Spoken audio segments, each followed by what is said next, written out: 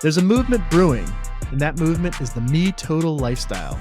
It centers around you keeping your sense of self intact and in gaining clarity of purpose as you age. I'm Carrie. I'm Joe. I'm JM. And we're on a mission to show you how to enjoy friends, fellowship, and life without substance dependence. It's time to discover how you can begin living a MeTotal lifestyle. Right here on the FUZZEE'ish podcast. Let's go. JM, so we've got Laura Schmidt on the show today. Now, me and you sat down with her, and we already pre-recorded this podcast interview. Give the audience members a little bit of a flavor of what you think they can come to expect if they invest the next 20 to 30 minutes in the show. What are some of the key topics that you think we touched on? Yeah, I mean, I think the coolest thing about this interview, Joe, is that it is such a representation of what we've been saying throughout, where there is not a black and white or a 1 and 0 answer for people that are on the MeTotal walk, right? There are people across the spectrum. There are folks that are drinking less, still maybe a few days a week. There are people who are all of a sudden drinking not at all and are trying to get to tomorrow. There's people everywhere. And then there's others that have been able to sustain a alcohol-free lifestyle for some time and just are good with it. And that's really where Laura falls in. And I think it's a great story and a great model of just where you can get to as a human being specific to your walk with alcohol-free, both due to the inspiration of those around you and, you know, in some cases, just historicals and data points that you want to get away from as you go forward. Yeah, I mean, I really loved when she talked about, you know, being able to be consistent and show up for her husband over so many decades. Like, he knows what he's going to get from her and she knows what she's going to get from him. And I think that's such an underrated aspect or facet of just relationship management in general. I mean, totally. I know me and you have talked about various different stages of when we were drinking in the past and how, you know, you can say some things to your partner, your spouse that maybe you don't mean to say, or you don't want to say, or it could be masking some sort of accountability you should be taking for your actions. With her, at least over the past several decades, she hasn't had to worry about that. And how refreshing could that be if you're on the walk with MeTotal, is that you don't have to worry about, you know, covering up for your crutches like alcohol. Yeah. And just showing up on a day-to-day basis for all those people and all those relationships and being totally fine with it. You know, I think even I can take, and you can take a little bit from her about just her absolute confidence in who she is and what she's about. And, you know, that's not easy to be, as obviously authentic and genuine as she is. And, you know, the conviction around the strength of her relationship with her husband and her kids and her family, and obviously in her workplace. But then on top of it, the entire idea about being completely good with all of her actions. You know, she talked about people that blame alcohol for indecision or saying shit that they didn't really mean. Like, that's another great, you know, lesson to continue to learn is, and we talk about this, remembering stuff, being good with how you're acting, not having excuses, all those sorts of things. Yep. So audience members, this podcast is all about words and how important words are. So we hope that you'll enjoy the episode with Laura. Let's get into the show. Entrepreneur, mother, and positive person, Laura Schmidt spent the past 12 years building what her family endearingly calls a sock empire. A business and a brand, Notes to Self is changing the world one positive message at a time. Welcome to the FUZZEE'ish podcast. I'm your host, Joe Quattrone, and with me today, as always, is JM Guthrie. And we've got a special guest today, a personal friend and client of mine, Laura Schmidt, who is the sock queen of the Midwest. Laura, say hi to everybody. Hello. I shouldn't even limit you to the Midwest. This is the sock queen. Global sock queen. At least the sock queen of the U.S. Yeah, there you go. Domestic. Yeah. So, Laura, I have to ask, knowing that I know where you hail from and our audience doesn't, there's a very big thing brewing in Kansas City right now. I know it's all the rage in your circles. Tell us about how you're feeling about Big Trav and Big Tay-Tay. What's going on in Kansas City right now?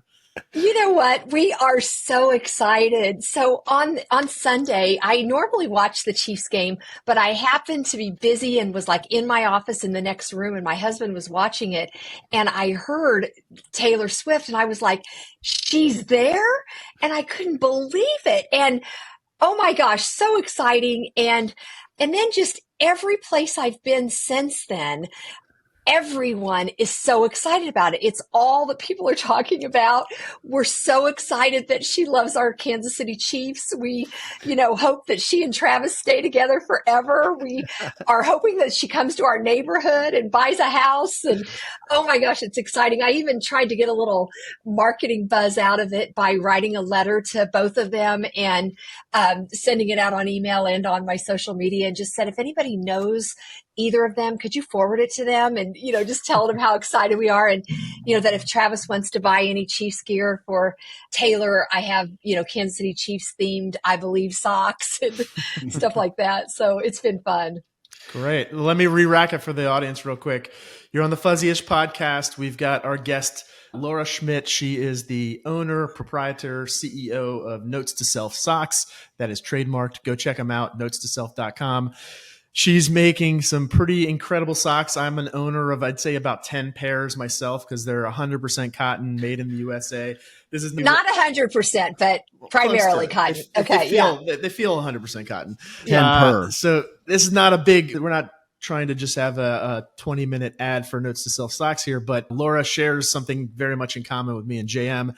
She's not a big alcohol consumer, so I felt like she was going to be a ripe fit for this podcast. But you all in the audience know my feeling. This isn't just a podcast about being alcohol-free or sobriety.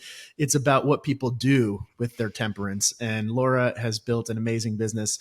So let's jump into that a little bit. Laura, I know this was something that didn't necessarily come to you earlier in your life. You've done a handful of things. You've had, it seems like 2 or 3 careers at this point now. You started this business about 12 years ago. What was it about, what you were doing in corporate America that that made you feel like you had to get out there and venture off into your own and do something like this and create this cool company for the world to consume? I appreciate you asking, Joe. Basically, I really feel like everything I did prior to this has led me to what I'm doing right now. I started in the corporate world for 8 years in technical roles and in outside sales for AT&T. And then I started a direct sales business and did that for several decades while I was raising my family. And then I got to a point where I was ready for a challenge and I took a couple of outside sales jobs full time in addition to my direct sales business, and was just trying to figure out what I could do next to learn and grow. And I got this idea, and my whole life I've used positive affirmations like I am confident on sticky notes or on my bathroom mirror to help me with my confidence. And when I read that the subconscious mind is most open early in the morning and late at night, in that half awake, half asleep time, when the conscious filters aren't quite up yet, it hit me. What if I put the positive affirmations on the toes of socks? Then twice a day, you'd be training your mind to think better thoughts without even trying. And so that's my story, but of where this idea came from. But I really feel like everything I did prior to that, when I was in direct sales, it was with Mary Kay Cosmetics. And that was a company that was very positive. And I learned so much about positive thinking and training your mind and having an optimistic outlook. So did you have the pink Cadillac? I did. You did. I drove many pink Cadillacs. You get a new one every Amazing. 2 years. So yeah, I drove free cars for many years. Oh, it's so cool. Yeah, As soon as you said direct sales, I wanted to ask what it was. I'm glad you told us. And it's even cooler that you had many pink Cadillacs. Super cool. So here's where you two can connect quite a bit, because JM is probably one of the best salesmen on the East Coast. He's a chief revenue officer type, but JM also drives a Cadillac, one of the big, cool, the big beast Escalades. Mine is not pink. Not pink black. at all. No. Yeah. But I love a Cadillac. I got to ask you, I think the affirmation thing is really interesting. And as much as I actually want to go back to whether I think that Taylor Swift and Travis Kelce is scripted and a bit of a conspiracy, I'll leave it alone. But we'll say it's it's questionable. It's questionable to at least to think that he becomes the spokesperson for one of the vaccine companies. She has this huge movie coming out in 2 weeks, and all of a sudden they're the rage across the entire planet in every channel you can consume. But I hope it's true love too, for you and for the rest of Kansas City, and certainly for all the people that are following along. When you talk about the subconscious aspect and you talk about giving yourself that motivation and putting it out there in the morning and at night, we agree, right? Like we talk about that all the time on this show.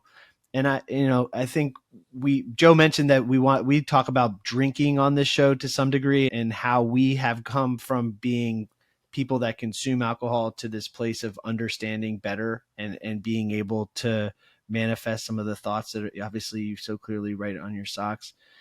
Can you talk about just generally your ability to share those messages with others with clarity of mind, right? So, and I know that your story isn't quite as, filled with other aspects of life like ours, but I think it'd just be helpful for our readers to understand just what meaning those thoughts are on a daily basis.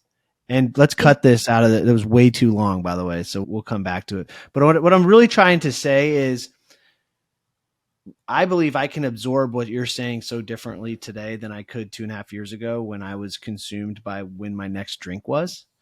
And I'd love to just hear from you, your thoughts on how can we best manifest this thinking in a positive fashion, not only with your socks, but just generally in the way that we work on a daily basis. Wow. And let me clarify your question. So do you mean like how focusing on positive words can impact the way we think and the way we behave? Or do you mean focusing on positive words when you're under the influence? Yeah. I mean, I think that your story is less of, it sounds like you only drank until a certain age and you've had a pretty clear mind for a long time while driving your pink Cadillacs, which is super cool. But for us, it's how do we help our community to understand how much more we can realize and absorb the value of all the things that we're doing from a positive affirmation perspective on a day-to-day basis, both through your products, but just more generally, right, as humans that are completely. I think what JM is trying to say is like some of the people in our audience are going to have been recent subscribers to this lifestyle. Right. They're probably not going to be 20, 30, 40 years removed from the bottle. So if they're somebody that's 9 months in and it's still really difficult for them being out in public with other people, are there ways that you think they can lean into affirmations to keep helping them propel themselves down this journey for MeTotal? Absolutely. Well, like one of the affirmations that we have, one of the sock designs says, "I've got this" on the toes, and then confidence on the bottom. And first off, confidence, I think, is like one of the greatest qualities a person can have, because if you have confidence, you can be brave, you can be smart, you can be strong. But I also think that the words on our socks are tools to help people with whatever they're going through. I mean, we have stories about people going through chemotherapy wearing our I Am Strong socks to every treatment. If it was somebody that just, decided to not drink alcohol, I could see them, wearing our I Am Strong socks, or I've got this, or I am smart, smart enough to know that, like, I don't know, the way I look at it now is that like my body is a temple and I wouldn't put something in it that could hurt it, and I want to take the best care of it than I can. So I would think that's the mindset of someone that's trying to drink less. Yeah, or even like if you're trying to play pickleball the next morning, you don't want to be hungover, you can just wear your I Love Pickleball socks the night before when you go out to the bar to remind yourself of how much you don't want to be hungover while you play pickleball. Can't imagine. And thank you for mentioning our I Love Playing collection. My pickleball is like one of my favorite things right now. And honestly, if somebody is just starting to refrain from alcohol, I think they ought to replace it with pickleball, because it is the best sport ever. It's easy to. Have you guys played pickleball? I've watched it a little bit, and I've gotten a pickleball racket in my hand. I've batted the ball around with a couple of people. I've never played an official game though. Yeah, less times than I would like to have, but I have practiced some pickleball a couple times. Did you like it? I do. I like it. The kids liked it. A lot of my friends like it. Just generally with where life is and all the things going on, there's not a lot of time for pickleball at the moment, but I think it's awesome that it's something you can play at every age too. So exactly, and Yeah, there's something about it too. Like you could play against your kids and it could be a competitive game, or even if you were a lot better than them or they were better than you, it can be an equal game. And I mean, I've talked to so many people that have said pickleball has changed my life because like we're all busy and we may not take time to like go to coffee with everyone that we would like to go to coffee with, but you're trying to stay active. So if you can meet for pickleball, there's a little bit of visiting that goes on with it. I just love it. Nice. So again, for the listeners out there, FUZZEEishpodcast.com. Check it out. That's where you can find all of our socials, YouTube, Apple Podcasts, Spotify, Google Podcasts, wherever you get your podcasts. Please go and check us out. Don't forget to leave us a rating and review. That's how we know that we're providing top-notch, excellent content for all of you to consume. We're here with Laura Schmidt, owner, proprietor, CEO, founder of Notes to Self Socks. So real quick, because we had some pretty monumental news in the world of the Guthrie family this week. And I think all three of us, when we were doing our show preview together, could relate to this on some level, mainly because we've all had at some point in a generation in our family, someone or a couple or some people that have tried their best to break the generational ties to alcoholism and stuff like that. JM, why don't you go ahead and dive in and prompt us of what happened in your family or what you learned about your family most recently? Because I think in my family, at least with Barb and Joey Q Jr., we had a very similar, not quite down the teetotaler route, but my parents definitely completely cut off alcohol at an early age. I know Laura cut off alcohol at an early age to try to, make sure that those cyclical patterns of life didn't infect their future. Tell us a little bit about what happened in the Guthrie family that we found out about, and let's just have a quick sync on that.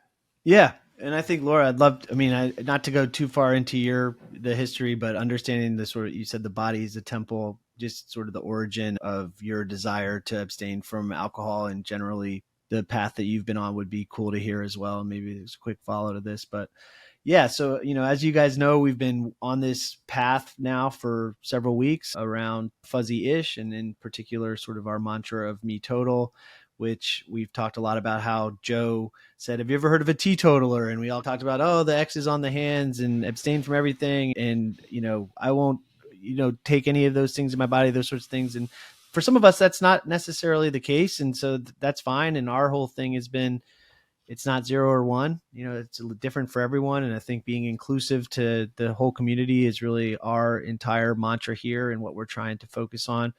But cool enough, a family member of mine who's had a challenge with alcohol consumption for most of their life listened to the first couple podcasts, listened and was really moved by the idea of MeTotal, and it resonated with him.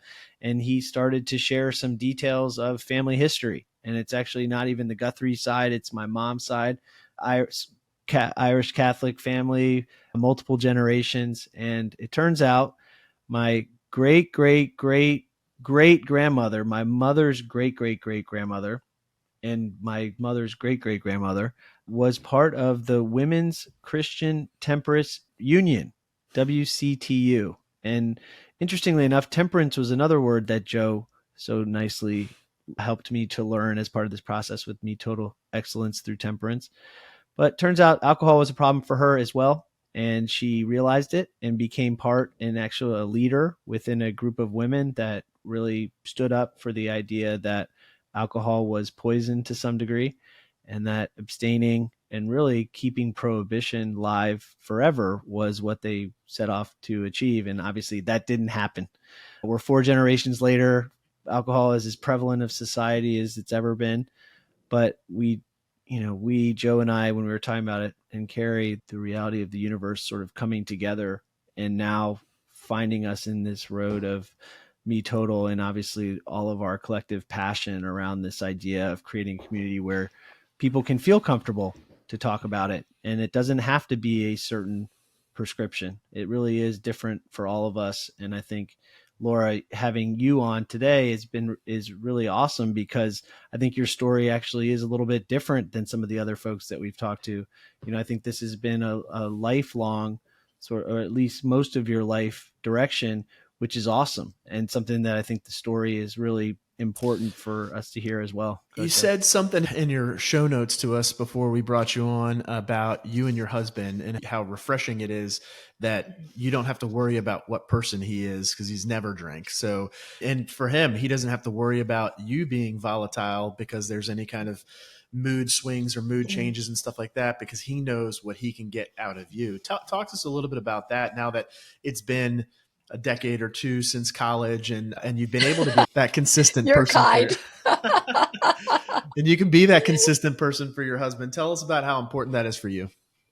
Yeah, it is important. And I will say that like alcohol affected my life in a really big way before, like when I lived at home with my family. And in fact, and I'm the oldest of 6 kids. And when Garrett and I got engaged, I was 21 years old. I was 22 when we got married. And my brothers jokingly, but they were serious about it. One of my brothers said, I don't know if I trust him. And it was because he's the only person they'd ever met that didn't drink. So, we came from a family with big weddings and everybody drank. And, it was just part of our culture. My grandfather, my dad's dad, immigrated here when he was 13 by himself, and grew up, didn't speak the language, was Croatian. And anyway, so it was a big part of our history. So when I met Garrett at K-State, we were both, he was finishing up vet school. I was finishing up undergrad.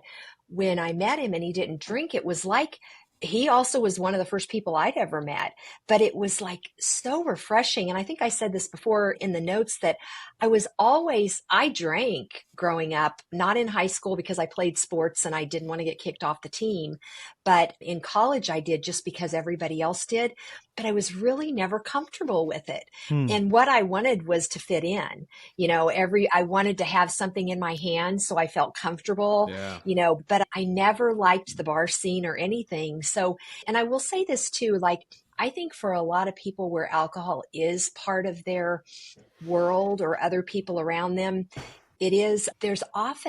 oftentimes I heard, well, I'm sorry, I didn't mean that, I was drinking. And like, boy, that's a tough thing to hear that, my whole business is about words. My tagline is words make all the difference. And, words are powerful. And whether you were drinking or not, you said the words and the words affected the recipient the same way, whether you were under the influence of alcohol or not. So it's freeing to me. And I can go to a gathering with people that are drinking and laugh just as much as them and have just as much fun. But I don't need alcohol. Yeah. No, I think that's pretty powerful. We've talked about various different iterations with other guests and even within ourselves where, when you're going through those struggles, you tend to chalk it up or make excuses for your behavior. And what I think, an underlying thing for me, at least, I can't speak for JM or Carrie, who was our other co-host who were missing today, is I can speak pretty intelligibly on the fact that I think there's part of me that was making excuses and using alcohol as a crutch for why things weren't happening the way I wanted them to in my life, or why I couldn't achieve certain things in my life. It wasn't, and if you watch previous episodes, you'll realize that between me and JM and Carrie, I'm probably on the lighter end of the curve anyway when it comes to the drinking stuff. But I also ran beer portfolios for Gary Vee for years, and alcohol was around me every day. I had a beer fridge 40 feet away from me, and I did get a little too comfortable with it. And I remember very vividly having conversations with my wife after, casually drinking and being at unacceptable levels of inebriation, coming home and being around kids. And, I would always chalk it up to, well, I work in beer. I have to be around clients. I need to have something in my hand. Like, I can't not do this.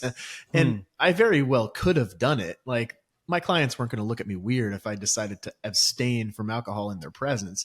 It's just, I was in my own head. And I didn't feel great about saying things like that. Saying those words to my family. Let me re-rack that real quick. I didn't feel great about saying those types of words to my family in those moments. I knew I shouldn't have said those things. I knew it wasn't about the fact that I had to have an alcoholic drink in my hand when I was around my clients. I was just making excuses for why I did. I wanted to have an alcoholic drink in my hand. Yeah, two things you guys said, and I think are been really core sort of components of the conversation. One is there's just this social acceptance of the fact that you can make a mistake or say something or do something dumb and then just say, I was drinking. It's all good. And the reality is it's not all good. And that, holding people accountable to their actions. And then ultimately, something else that we talk about all the time is there's no way to actually find closure in conflict if both people aren't willing to forgive. And so saying you were drinking isn't saying you're forgiving. It's saying I'm out, I'm out on taking responsibility, which just doesn't work from a pure relationships perspective. The second thing is, and Joe and I have said this a bunch, people say, oh, I don't remember. I don't remember I was drinking. And the reality is, like, in family, in life, in business, you have to remember. And so that's a BS excuse that just doesn't stand up. And I just love, Laura, your willingness to say, I don't drink. I can still have a great time. I don't really care what you have to say about it. And I'm going to keep smiling and like you said, have as much fun as anybody else without it. That is unique. Not a lot of people say that or feel as strongly or passionately or with conviction as you do. And so, kudos to you that you feel so comfortable to say so in your own skin. And a lot of the folks that are listening can take some significant, input from that about the fact that it doesn't matter. It doesn't matter if it's cool or not cool. It doesn't matter what society's telling you. It's how you feel inside. And it's ultimately the smile on your face and the people that you surround yourself with. So that's awesome. One other thing, like when I think of the time I spent in the corporate world and, outside sales, and like you were talking about, Joe, the events where there's a lot of alcohol or you're taking customers out, it's risky to interact with coworkers or customers and not be 100%. Like if alcohol changes how a person behaves, it lowers, their inhibitions on what they will say or share or whatever, like just business wise, it's just not smart. Right. Yeah. No, it's not. What's your answer for somebody when you're in a business setting and you're out and they're drinking and you're not? What is your sort of typical answer for the decisions that you've made or the decision that you did make to be, a non-drinker? That's a good question. I mean, I'll order like a bubbly water or something. Actually, I have a bubbly right here. If the question comes up, I just say, no, I don't. But, I don't mind that you do, Right. And I don't have anything against it. Just, I just don't. Yeah. Live your life. Live your life. Exactly.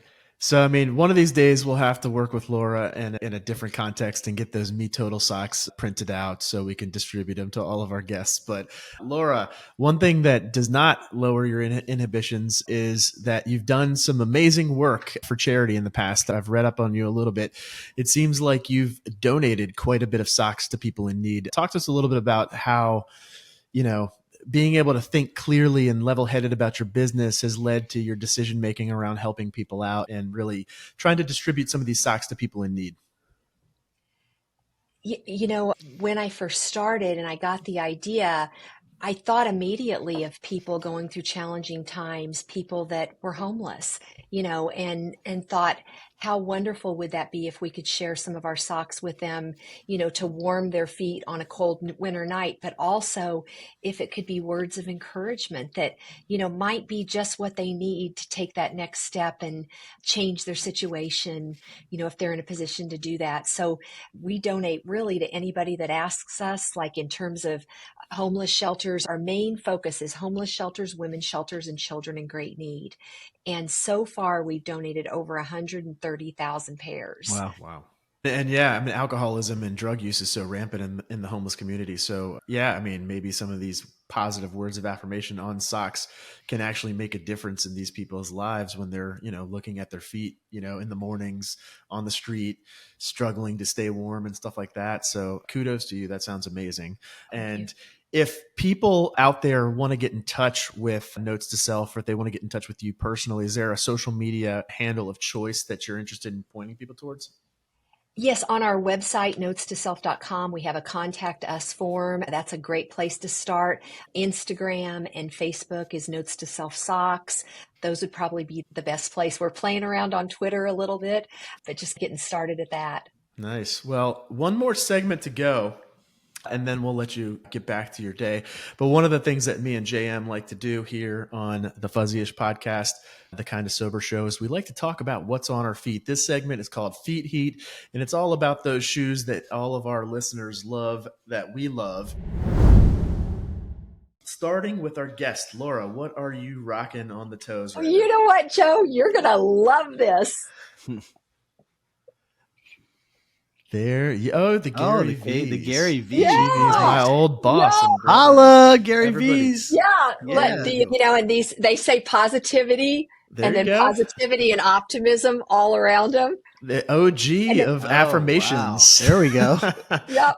At love Gary it. Vee. I hope you're listening to this one. We've Yeah. got- And I've got my I love playing pickleball socks on. Oh, nice. I've got a pair of socks on. Well, I had a pair of socks until I just took them off, but I've got the Faith ones, right?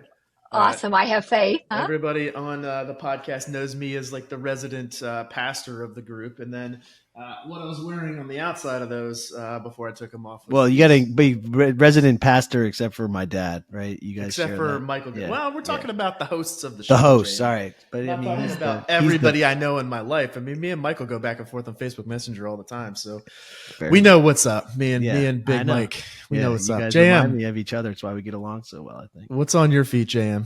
Well, this weekend there's a golf tournament called the Ryder Cup, and the USA plays the European guys. And so today I am wearing a pair of Air Jordan 1s called the USAs. They're red, white, and blue. Cool. And I will be rooting for the USA against the Europeans in the Ryder Cup with There my you go. USA Jays. USA versus the world. Let's go USA. Laura, it's been so great to spend a little bit of time with you. I know me and you are going to catch up next week on a multitude of different topics, but thanks for stopping by the pod and meeting my good buddy JM and spending a little time with us talking. We really appreciate your time.